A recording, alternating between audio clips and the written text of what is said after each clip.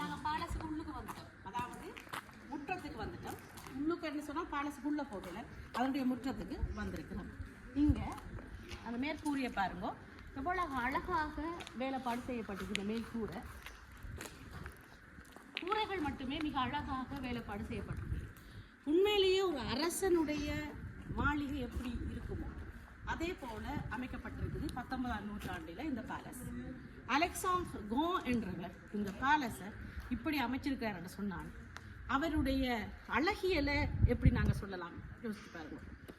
ஒரு மது பானம் தயாரிக்க புது வகையான ஒரு சுவையை கொண்ட மதுபானத்தை கொண்டு வரதுக்கு அவர் ஒரு பேலஸை அமைச்சிருக்கிறார் என்று சொன்னார்.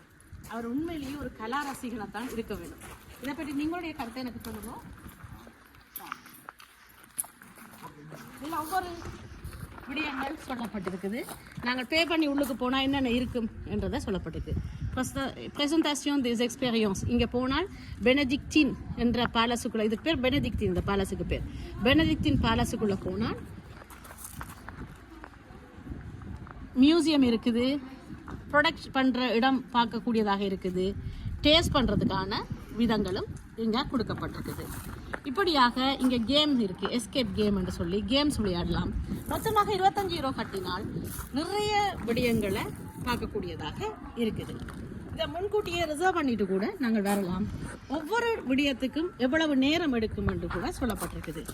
இதை விசிட் பண்ணுறதுக்கும் இந்த பேலஸை பார்க்குறதுக்கு 1.5 மணி நேரம் தேவையாக இருக்குது. இந்த கேம்ஸ் விளையாடுறதுக்கு 1 மணி நேரம் தேவையாக இருக்குது. இந்த டேஸ்ட் பண்ணி அந்த மியூசியத்தில் பார்த்து மியூசியத்தை பற்றி அறிஞ்சு வர்றதுக்கு 1.25 மணி நேரம் தேவைப்படுது.